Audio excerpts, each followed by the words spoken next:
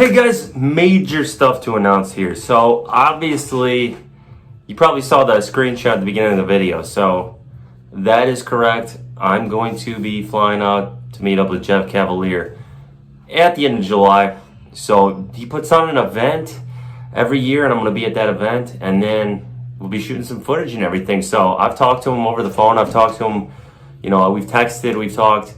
Really cool guy. I'm really looking forward to meeting up with him. And the irony is, today I did a podcast. I interviewed Greg Doucette. So I know there's a ton of bad blood there. We've talked about it, and all is well. I'm completely neutral in this, guys. Like, I just want to talk to the people I want to talk to. I want to talk to the biggest name guys. I want to talk to people I look up to and learn from, and the top power lifters. I just want to talk to everyone. The personalities of the fitness industry.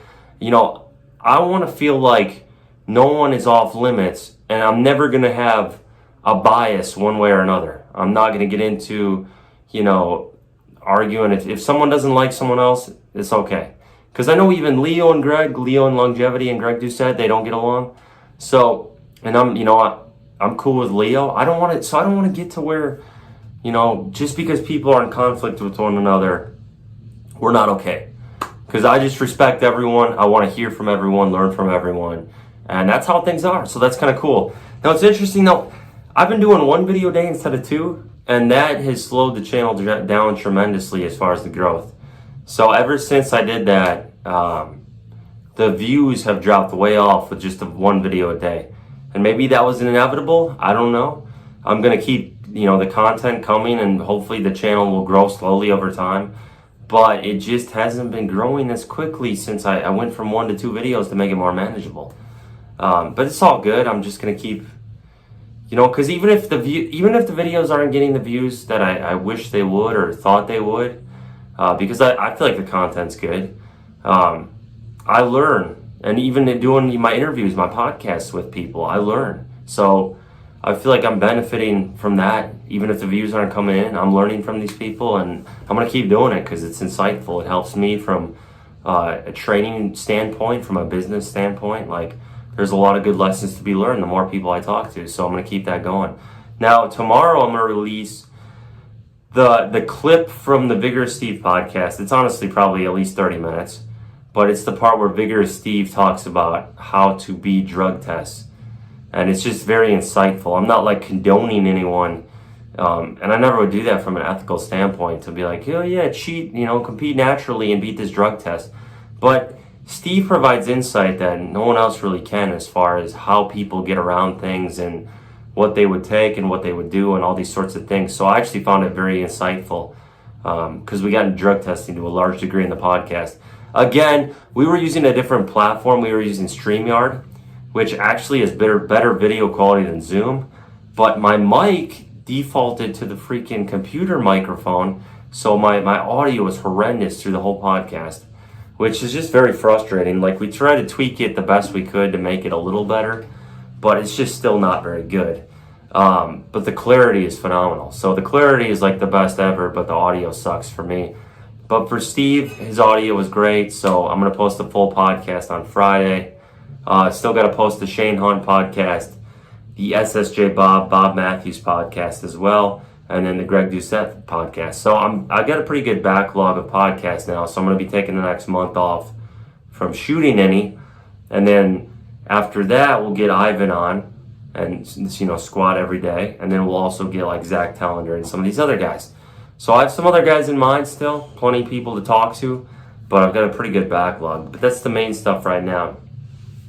Today, as far as cardio-wise, I did an hour on the air bike where you move your arms and you bike at the same time, and it torched my quads. My quads are obliterated because you just don't get that same degree of your quads don't get smashed like that on the treadmill or running or anything like that. So I've been getting a little bit of shin splints just because I jumped into high mileage so quickly with running. So I thought, okay, today we'll give it a rest and we'll use the bike instead just to change things up, give the shins a break. And I might do something else tomorrow like elliptical. Because right now, the main goal is just to build a foundation, build a cardiovascular foundation, and that's what we're after. So I'm not necessarily, I do want to improve the mile time, like that's kind of just a random cool goal I have right now, but I'm largely just trying to increase my aerobic capacity and build a better cardiovascular base, get in the best shape possible, and lay the foundation if I were to undergo a run later in the year, an actual race. Because I kind of been eyeing that. The thing with cardio is, cardiovascular training, specifically running, I don't necessarily enjoy it a lot like David Goggins, who I actually met David Goggins in Nashville about a year and a half ago. And I've got an autographed picture and everything like I talked about. He's like someone I really look up to. But it's kind of, I share the same mindset. I don't enjoy running or cardiovascular exercise like I do weight training. But the mental part of it is what makes it appealing. It almost makes you look into yourself to see what you're truly capable of doing. There's times you want to quit. There's times where it's so difficult you just don't want to go anymore. And it makes you tap into this mental acuity, like this stage that you can't get with weight training. Like getting under a heavy lift, it 100% tests you mentally. And you have to get amped up and put everything you have into that set. But the degree of suffering just isn't there. Like, it's not there. Even on a 20 rep squat set, it's just not the same as like going for a long event where you're pushing yourself and your body's breaking down and you're completely out of breath. And that challenge, spills over into your business life, into your every aspect of your life. Like your work ethic is unmatched after that kind of stuff. Like when I did that marathon when I was 15, it just like made me tap into a whole new realm of what was achievable for me, and it kind of cascaded into other aspects of my life. And I think is, part of the reason I had success with other things and with lifting, because I tapped into this state that I never thought I could get to. Like when people, that's why like guys like Nick Bear, David Goggins, these guys they're such big role models to me, because they're lifters at heart.